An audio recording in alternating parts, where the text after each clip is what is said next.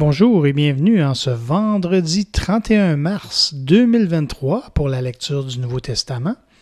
Aujourd'hui, nous allons lire les jours 165, 166 et 167. On commence dans Jean 18, les versets 1 à 24. Jean 18, ici en bas, 1 à 24. Lorsqu'il eut dit ces choses, Jésus alla avec ses disciples de l'autre côté du torrent du Cédron, où se trouvait un jardin dans lequel il entra, lui et ses disciples. Judas, qui le livrait, connaissait ce lieu, parce que Jésus et ses disciples s'y étaient souvent réunis. Judas donc, ayant pris la cohorte et des huissiers qu'envoyèrent les principaux sacrificateurs et les pharisiens, vint là avec des lanternes, des flambeaux et des armes. Jésus, sachant tout ce qui devait lui arriver, s'avança et leur dit « Qui cherchez-vous » Ils lui répondirent « Jésus de Nazareth ». Jésus leur dit « C'est moi ». Et Judas, qui le livrait, était avec eux. Lorsque Jésus leur eut dit « C'est moi », ils reculèrent et tombèrent par terre. Il leur demanda de nouveau « Qui cherchez-vous » Et ils dirent « Jésus de Nazareth ». Jésus répondit « Je vous ai dit que c'est moi.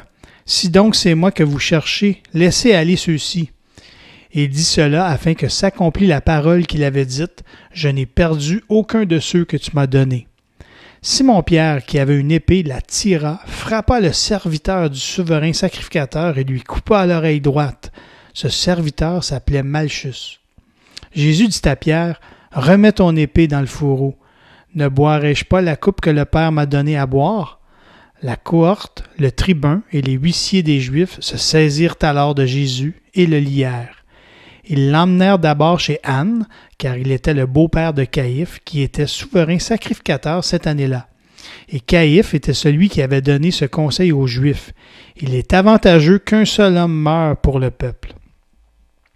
Simon-Pierre, avec un autre disciple, suivait Jésus. Ce disciple était connu du souverain sacrificateur, et il entra avec Jésus dans la cour du souverain sacrificateur. Mais Pierre resta dehors près de la porte.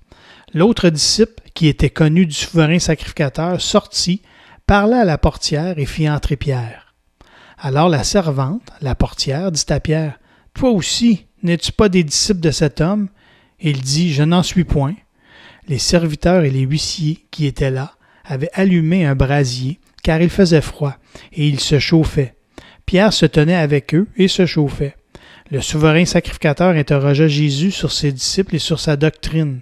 Jésus lui répondit, « J'ai parlé ouvertement au monde. J'ai toujours enseigné dans la synagogue et dans le temple, où tous les Juifs s'assemblent, et je n'ai rien dit en secret. Pourquoi m'interroges-tu? Interroge sur ce que je leur ai dit, ceux qui m'ont entendu. Voici, ceux-là savent ce que j'ai dit. » À ces mots, un des huissiers qui se trouvait là donna un soufflet à Jésus en disant « Est-ce ainsi que tu réponds au souverain sacrificateur? » Jésus lui dit « Si j'ai mal parlé, fais voir ce que j'ai dit de mal, et si j'ai bien parlé, pourquoi me frappes-tu? » Anne l'envoya lié à Caïphe, le souverain sacrificateur. Le verset retenu, c'est le verset 11. Jésus dit à Pierre « Remets ton épée au fourreau. Ne boirai-je pas la coupe que le Père m'a donnée? » Et la réflexion prière, « Quel parfait modèle d'obéissance tu es, Jésus! Alors que tu peux échapper à cette arrestation, tu choisis d'y faire face. Aide-moi à toujours marcher avec toi dans l'obéissance, surtout lorsque la coupe à boire signifie la mort à moi-même. » On continue avec le jour 166. On va lire dans Jean 18, les versets 25 à 40. On commence ici. Simon-Pierre était là et se chauffait. On lui dit, « Toi aussi, n'es-tu pas de ses disciples? » Il le nia et dit, « Je n'en suis point. » Un des serviteurs du souverain sacrificateur, parent de celui à qui Pierre avait coupé l'oreille, dit, « Ne t'ai-je pas vu avec lui dans le jardin? » Pierre le nia de nouveau. Et aussitôt le coq chanta. Ils conduisirent Jésus de chez Caïphe au prétoire. C'était le matin. Ils n'entrèrent point eux-mêmes dans le prétoire afin de ne pas se souiller et de pouvoir manger la Pâque. Pilate sortit donc pour aller à eux et il dit « Quelle accusation portez-vous contre cet homme ?» Ils lui répondirent Si ce n'était pas un malfaiteur, nous ne te l'aurions pas livré. Sur quoi Pilate leur dit, prenez-le vous-même et jugez-le selon votre loi. Les Juifs lui dirent, il ne nous est pas permis de mettre personne à mort. C'était afin que s'accomplît la parole que Jésus avait dite lorsqu'il indiqua de quelle mort il devait mourir. Pilate entra dans le prétoire, appela Jésus et lui dit, « Es-tu le roi des Juifs? » Jésus répondit, « Est-ce de toi-même que tu dis cela, ou d'autres te l'ont-ils dit de moi? » Pilate répondit, « Moi, suis-je juif? Ta nation et les principaux sacrificateurs t'ont livré à moi. Qu'as-tu fait? » « Mon royaume n'est pas de ce monde, répondit Jésus. Si mon royaume était de ce monde, mes serviteurs auraient combattu pour moi, afin que je ne fusse pas livré aux Juifs. Mais maintenant, mon royaume n'est point d'ici-bas. Pilate lui dit, « Tu es donc roi? » Jésus répondit, « Tu le dis, je suis roi. Je suis né et je suis venu dans le monde pour rendre témoignage à la vérité. Quiconque est de la vérité, écoute ma voix. » Pilate lui dit, « Qu'est-ce que la vérité? » Après avoir dit cela, il sortit de nouveau pour aller vers les Juifs et il leur dit, « Je ne trouve aucun crime en lui, mais, comme c'est parmi vous une coutume que je vous relâche quelqu'un à la fête de Pâques, voulez-vous que je vous relâche le roi des Juifs? » Alors de nouveau tous s'écrièrent, « Non pas lui, mais Barabbas. » Or Barabbas était un brigand.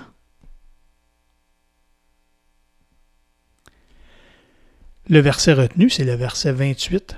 De chez Caïphe, ils emmenèrent Jésus au prétoire. Ils n'entrèrent pas eux-mêmes dans le prétoire afin de ne pas se souiller et de pouvoir manger la Pâque. La prière réflexion. Jésus, au nom d'une prétendue bonne intention ou de leur religion, hélas, des hommes continuent aujourd'hui à faire mourir des innocents. Et on fait un lien avec le procès de Jésus à la page 93 que je vais vous afficher maintenant. Donc, vous pourrez lire ce petit encadré de la page 93. On continue avec le jour 167, Jean 19, les versets 1 à 30. On commence ici, 1 à 30. Alors Pilate prit Jésus et le fit battre de verges. Les soldats tressèrent une couronne d'épines qu'ils posèrent sur sa tête et ils le revêtirent d'un manteau de pourpre, puis, s'approchant de lui, il disait « Salut, roi des Juifs !» et il lui donnait des soufflets. Pilate sortit de nouveau et dit aux Juifs « Voici, je vous l'amène dehors, afin que vous sachiez que je ne trouve en lui aucun crime. » Jésus sortit donc, portant la couronne d'épines et le manteau de pourpre, et Pilate leur dit « Voici l'homme !»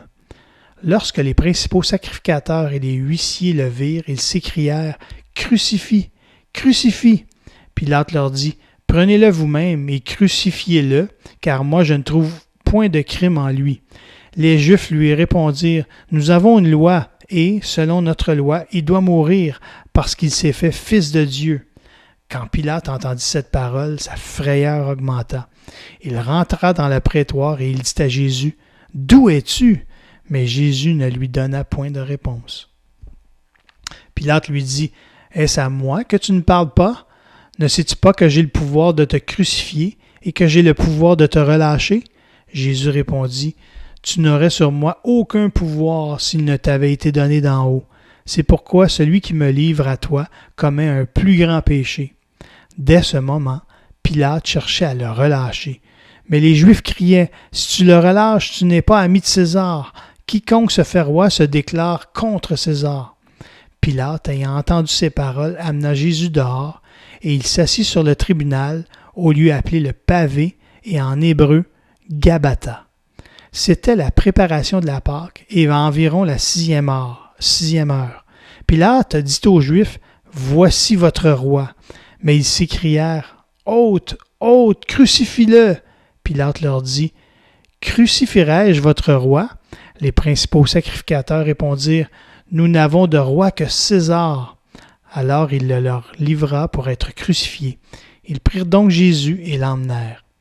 Jésus, portant sa croix, arriva au lieu du crâne qui se nomme en hébreu Golgotha.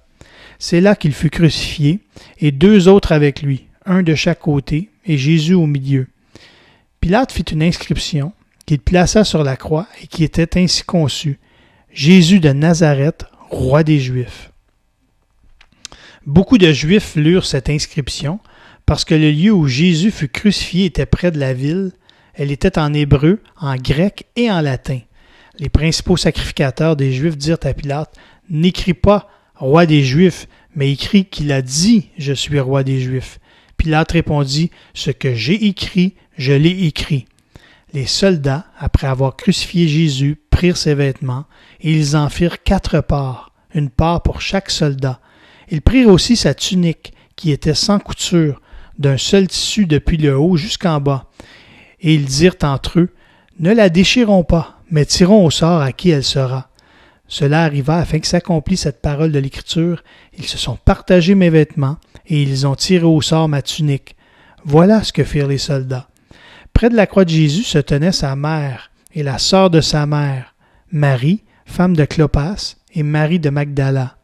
Jésus, voyant sa mère et auprès d'elle le disciple qu'il aimait, dit à sa mère, « Femme, voilà ton fils. » Puis il dit au disciple, « Voilà ta mère. » Et dès ce moment, le disciple la prit chez lui. Après cela, Jésus, qui savait que tout était déjà consommé, dit, afin que l'Écriture fût accomplie, « J'ai soif. » Il y avait là dans un vase plein de vinaigre. Les soldats en remplirent une éponge et, l'ayant fixée à une branche d'hysope, ils l'approchèrent de sa bouche. Quand Jésus eut pris le vinaigre, il dit, « Tout est accompli. » Et, baissant la tête, il rendit l'esprit.